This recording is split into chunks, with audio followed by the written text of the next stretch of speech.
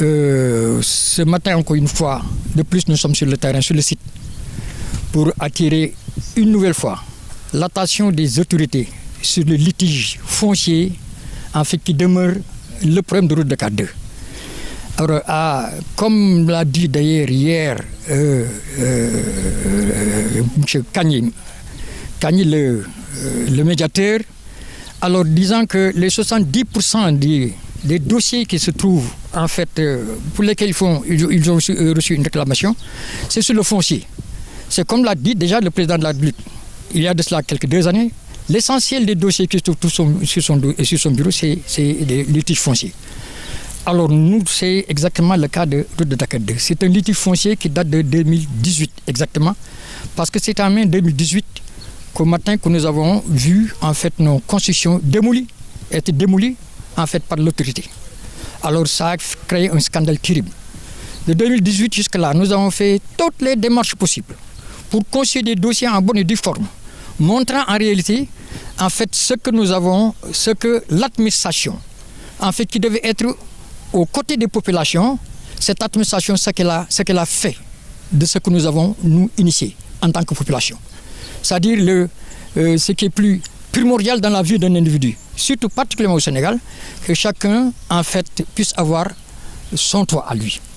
Nous avons démarré, nous avons acquis des terrains qui en réalité, si on fait l'historique, c'est depuis 1978 qu'il y a eu le premier lotissement issu en fait lotissement issu de la communauté rurale de Fandène.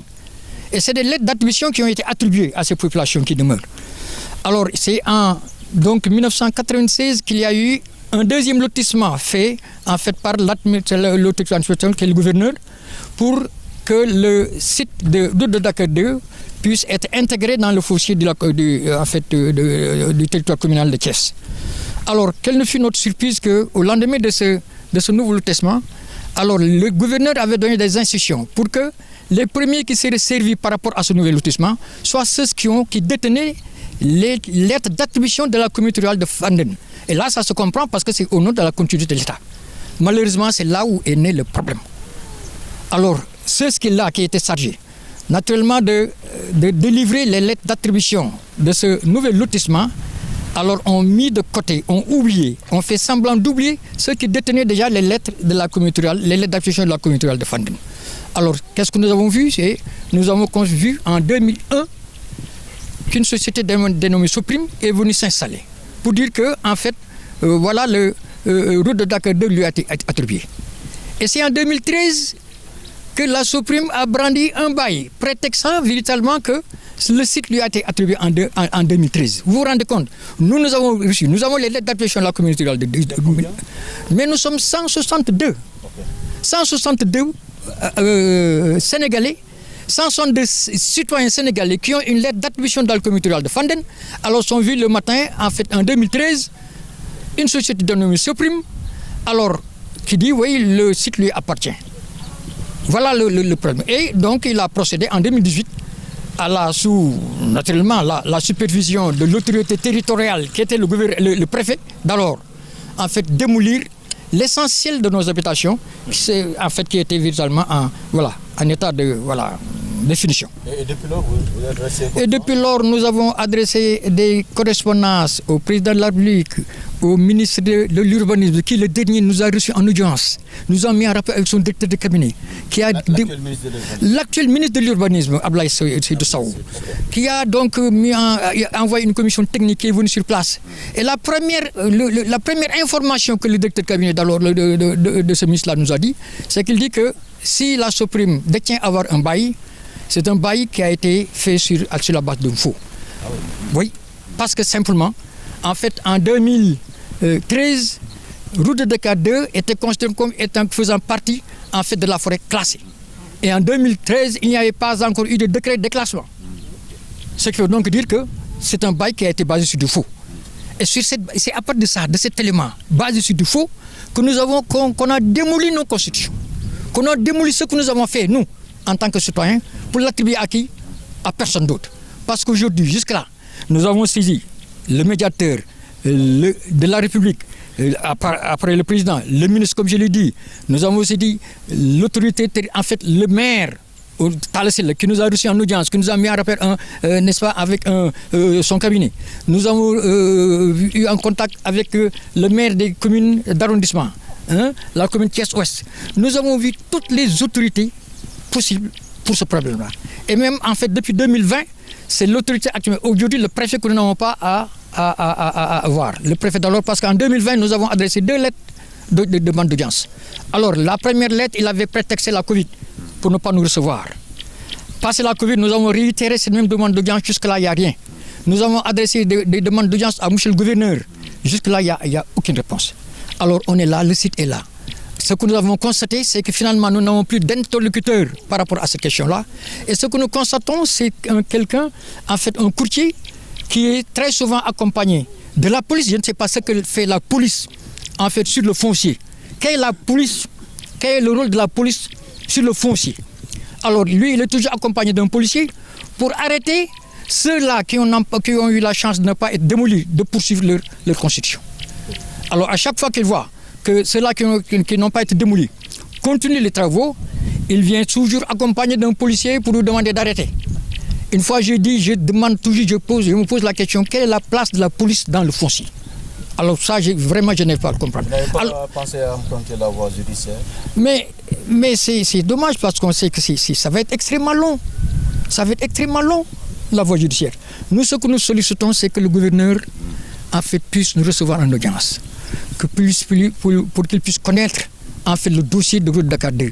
Parce que nous sommes certains que si lui, il a le dossier de route Dakar 2, il comprendra aisément que c'est certaines administrations, ces agents de l'administration, des agents véreux de l'administration, qui en complicité avec eux, naturellement, ce courtier. Alors, voilà. Pourtant, beaucoup de dossiers fonciers sont en train d'être réglés avec le fameux site de Mbourka. Mais c'est là. On nous a jamais proposé. Une seule fois, le maire Talla Sylla nous avait proposé une chose. Soit la Soprime est délocalisée, ou encore c'est vous qui serez délocalisés, on vous donne des parcelles sur le route Dakar 2. Mais nous ne récoltons absolument rien. L'essentiel pour nous, c'est que nous puissions avoir une parcelle. 162 personnes. Alors ces 162 personnes, nous voulons simplement que nous puissions avoir une personne à l'image des autres. On voit très mal que Mbour 4, qui date de pas très longtemps, que cela se voit attribuer des parcelles. Or nous, qui avons des lettres d'admission, je dis bien des lettres d'admission de la communauté rurale de 1978, que nous puissions être dans ces conditions-là. Avez-vous essayé d'entrer en contact avec l'actuel maire de Fandène, même si en son temps, Augustin Tine n'était pas encore PCR, il est maire depuis 2014? Malheureusement, nous ne l'avons pas fait, d'autant plus que, alors nous, c'est simplement au nom de la continuité de l'administration. Nous avons les lettres d'administration. Collaborateur du président de la République en tant que directeur de cabinet. Mais c'est juste, certains ont émis l'idée, en fait, certains avaient émis l'idée, et nous avons essayé de faire quelques démarches, malheureusement, qui n'ont pas abouti, pour pouvoir les rencontrer. Alors une correspondance, cependant, lui a été adressée par l'intermédiaire de ses adjoints au niveau de la commune, de la mairie de Fandène. Malheureusement, il n'y a pas eu de suite. C'est réglable, c'est ça. Nous avons tâché nos kër sur route Dakar 2. Depuis 1978. Alors, 2018. Depuis 2018. Parce que j'ai dit 1978, c'est parce que c'est la date à laquelle nous avons reçu les lettres d'attribution. Nous nous avons les lettres, nous communauté rurale de Fandène jox ñu kër yi. Alors, mais 2018, le nous toj suñu kër yi. Pourquoi ñu toj ko ñu ni Soprime moom fii te Soprime boobu ñuy wax ñu ngi koy njëkk gis fii en 2001 la fi ñëw ni daf fi tabax ay logements sociaux 2001 ba léegi boo xooleen site bi ñetti kër fi nekk ni ku ni da ngay defar ay logements sociaux parce que am nga bàyyi bu mën ko am 2013 gis ngeen ko leen xoolee yëf yi ni mu demee 2013 am bàyyi ba fekk na ñun am ñu dëkk am na ñu commencé tabax am na ñu defar seen terrain ba pare mu ñëw bi mu njëkkee ñëw dafa ni ñi fi ñam terrain da ngeen di ñëw ma seet ma jox leen ngeen dem feneen ñu bañ alors moom mu ni dina tabax ñëwoon dugg si mbir mi am ñu ko jàppale mu dem ba am bàyyam bi mooy bàyyam dem ba 2018 mu ànd ak préfet bi ñu ñëw toj suñu kër benn dimanche bi ñu tojee kër yi ba léegi lu nekk def nañ ko lu nekk jéem nañ ko dara sottiwul buntu bu nekk fëgg nañ ko lu nekk wax nañ ko dossier bu nekk defar nañ ko ba léegi dara sottiwul li tàmbale si président de la République jaar si le ministre Seydou Sow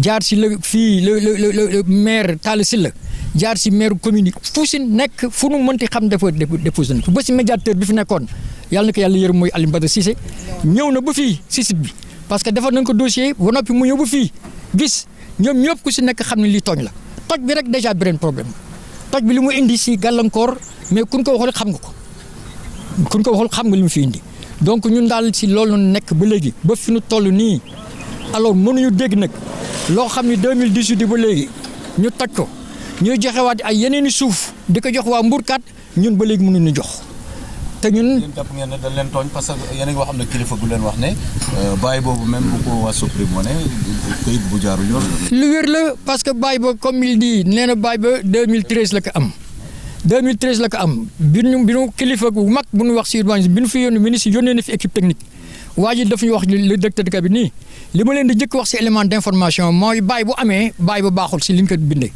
parce que yéen a ngi si forêt classée bi te 2013 la forêt de Thiès n'était pas encore déclassée donc lu faux la et effectivement boo xoolee si bàyyi bi sax bàyyi bi dafa wax ni la superficie bi nga xam ne moom la ñu jox Soprim ma nga Thiès noonu ñun ñuy dëkk Thiès xam nañu fi ñu taxaw fii di Thiès noonu ñun Thiès noonu bàyyi bi Thiès noonu moo fa nekk mais route de Dakar du nekk fi alors donc loolu moo tax ñun ñu jàpp ni li bàyyi ba baaxul li ñu tojee suñu kër yi à part de ça ko nag baaxul te ba léegi mënuñoo fexe ba site bi xool 2013 juróomi at a ngi nii juróomi at. am 2018 juróomi at a ngi nii ba léegi kenn mënu fi def dara. ñi ni ñoo ko moom mënuñu si defuñu si dara sinon kañ du ñuy gis kooku ñuy wax courtier bi léeg-léeg mu am ñu ngi xool si suuf si suuf la naan kaay ma jaay la terrain ñu jaaxle mu ni dafay jaay terrain ñun jéem nañu seet ki naan Soprim kan moom Soprim mënuñoo fexe ba xam kan moom Soprim.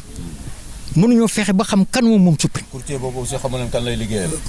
xamuñu parce que courtier boobu bi ñu fexee benn yoon ba nga xam ne dem naa domaine ànd ak ñu def délégation dem laa ca domaine benn yoon boobu noonu wax ni laan nanu mos a wax ak ki nga xam ne nee nañu moom Soprim bi mu waxee ak ñun ñu ni ko am na benn courtier bu fi nekk wax tur ba mu ne mosuma yónni courtier.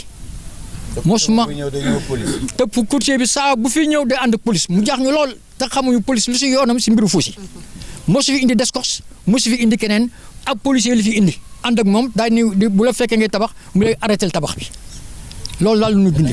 dañ leen seetaan téeméeri njaboot ak juróom-benn fukk ak ñaar. c'est waay mais c'est weesu na seetaan parce que mënuñoo comprendre bi ñu ko tojee ba léegi 2018 ñu am ay kayit yu wóor te ba léegi amul benn autorité bu nangu taxaw ak ñun ni nañ leen def nii wala lii mais loolu seetaan la au moment où véritablement waa Mbourkat yi. mais fexe na ba jox leen ay terrain ba jox même ñoo xam ni ñu ngi jógee Dakar parce que yëg nañ lépp. fu ne Fodé Fall. en 2018. non 2018 waaw bi ñu ko jot Fodé Fall. c'est Fodé Fall moo àndoon gaañu bi ñuy toj fii bi muy toj ba mu yàgg lu tax yeggul ba fa am ñu ko woo si téléphone ñu ko arrêté toj bi ñu arrêté ba léegi nag dara sottil Fodé Fall yi dara woo nañu des na dara sottil. voilà alors audience yi def nañu wax dëgg yàlla bi Fodé Fall demee préfet bi fi nekk fi temps commune yi 2020 bindoon demande d'audience pour toog ak moom pour waxtaan alors mënuñu Covid ba tax mënuñu recevoir boo Covid ba jeexee ñu bindaat demande d'audience mu amul suite ñu bindaat troisième demande d'audience amul suite ñoo xam ne kon nag kii bu ñu recevoir. ñu wul kon moom la Moussa Diagne la kon man xamu turam ñu wul ko tourné dem si gouverneur. foofu it ñaari lettre demande d'audience nga fa parce que bi ñu yëgee ni léegi moo yore affaire yi si nañu def dali ni nañu dem seeti gouverneur pour xam parce que ñun bañuñu dara ñun l'essentiel ñàkk nu ñuy bañ parce que Talla Sylla proposé wu noonu sa jamono ni léegi dañuy fexe waa Soprim dem fële Mbourkat yéen ngeen des wala ñun ñu des si ñun fi nu toll daal mooy ñun ñàkk nu ñuy bañ. superficie bi ñaata kii la 8 hectares la. 8 hectares la mais 8 hectares yi en fait Soprim dafa ni 8 hectares la fi am te kenn xamul fan la toll mënuñu ko délimiter jusque là on n'arrive pas à le délimiter parce que amoon na fi commission bu yàggul mairie Ouest bii defoon na fi benn audit du foncier bi du commune bi ñu ñëwee ba fii ñu dugal ñu ci commission ba ñu ànd ak ñooñu di ko liggéey bi ñu ñëwee ba fii route Dakar de du ne ñoom lii daal mënuñu ko délimiter xamuñu ce qui fait que def nañu état des lieux commune bi yëpp ba mu des site bii daal kenn laalu ko. du temps du maire Aliou Sow. maire Aliou Sow moom. moo fa nekkoon non. déedéet bi ren Ouest jamono yooyu boobu Aliou Sow bi ñu demee dafa ni. bi mu demee lay jiite bi xam nga def nañu audit ñoom jiite mii moo ko def c'est récent en disant que noonu toog xaar dem nañu seeti moom it muy nañ leen xaar bu ñu def audit ba pare bi ñu defee audit ba pare nee na moom mbir mi daf ko jaaxal xamu si dara jaaxal na ko toog waaw l'acteur ma jiite xamu si dara. léegi sax duguma ci lu ngeen di wax autorité yi parce que dem ngeen ba ministre de l'urbanisme dalal na leen te barki demee ñëw na lancer la nouvelle ville de Thiès bi. waaye ñu bare ñu ngi leen di jox si mbuurkat bi voilà. mais ñu gestu nu nan ñu gestu nan ñu létt mbaa ñu firnu parce que mënuñu bàyyi site bu toll nii bàyyi ko fii si Thiès toj lii ñun ñi ko moom mënuñu ko jot ki nga xam ne nee na moo ko moom mënu ko jot ñu toog nii di ko seetaan mais jaaduwul mais loolu moo ñu jaaxal parce que nous en réalité mais c'est extraordinaire gis nga Babacar nous on ne peut pas comprendre duñu comprendre parce que comme l'a dit le médiateur nanu bàyyi xel ci population yi parce que ce sont des Sénégalais nanu bàyyi xel parce que foncier bi lii ñaaw na et c'est l'État qui est véritablement responsable c'est l'État qui gère le foncier mais autorité territoriale yi fi nekk mais ñoom nag wax dëgg yàlla doivent servir le relais parce que c'est eux qui représentent l'État et que c'est à eux de régler ces problèmes-là et c'est très facile pour que le gouverneur l'actuel qui peut régler. Actuel maire de la ville Babacar Diop fan yële ñëw na ñaxtu si mbuurkat bi. 120 parcelles lañ ko jox ville de Thiès. oui est-ce que wax na ne lu bare jaaru fa yoon est-ce que dem ngeen mu dalal leen pour ngeen porter combat bi wala moom. moom avant muy defaat noonu délégation dem si moom. Il nous a reçu, il nous a très bien reçu. Il nous a demandé de lui donner un dossier concernant on lui a fourni ce dossier. Si jamono mënuñu ngeen may mu tuuti parce que man bala ma si jëm dara il faut ma def audit bu ma defee audit ba pare dinaa xam si lan lay def depuis lors dara depuis lors alors ñun daal ñoo seetaan c'est ça la réalité. voilà lu ñoo seetaan. parce que man site bi dama ko xam bu baax parce que dafa amoon premier lotissement ba Lamine Diop waxoon en 78 ñu reprendre lotissement bi. nga bu ñu reprendre lotissement fa la problème yi commencé en 94 fa la problème yi commencé parce que man mii di wax ak yéen man dañ ma fay recenser dama amul kayit comité de famille gouverneur ci boobu Abdou Camara dafa yónnee une commission de recensement xam nga lan mooy recensement ku nekk ñu xool ñu fa am terrain ñu recenser leen waaw man sama gouverneur recenser ñeneen ak ñeneen ma xëy ñee jot seen ay terrain man ci tuma sama terrain te ñu recensé ma gouverneur une autorité ma xëy ñu ne supprime moom mais supprime lan la mën a moomee fii te gouverneur daf ma recensé ñii jotuñu loolu mën na nekk te 94 man sama terrain dama ko clôturer en 1990 dama ci def peine mais bu may clôturer sama terrain en 90 mais la supprime n'existait pas nañu wax dëgg la supprime n'existait pas en 1990 dama clôturer sama terrain boobu àll fii y avait pas de maison chambre nu mu tudd kii de tir là champ de tir mu ngi nii seen ginnaaw y avait aucune maison ici benn kër nekk fi woon j'ai pris le soin def sama peine mais xanaa kay man mënu ma ñàkk sama terrain ba pare ñu toj sama clôture ma ñàkk sama clôture def naa fi peine nañu wax dëgg aussi gis nga affaire bi dafa métti lu ci métti mooy xool leen ci ginnaaw rek di yëpp ay terrain ñu toj la quoi ñoo xam ne dañoo tabax ba dalee seen kër dalee ñu lu ñu wut kër la ñu wut kër rek pour suturlu am kër boo xam ne dañ ciy suturlu loolu la moo ñu fi indi benn kër nga suturlu ñu bëgg la xañ supprime bëgg la xañ sa kër jox supprime ay hectare pour mu jaay ko dañ la koy jaay man naa def sama terrain yor sama kayit comité rural Fandène clôturer sama terrain ba pare supprime ñëw toj sama terrain ba pare na ma kaay ma jaay la sa terrain waaye gars yi itam loolu mën na nekk waa Fandène seen problème bi nan mooy seen taxawaay non yow xam nga ko jox nañu ay kayit lotissement bi dañ ko reprendre foofu la compte affaire am je dis une chose man je connais bien le dossier là parce que bu ñuy def lotissement bi fii la ma fekk nii Dame Diaw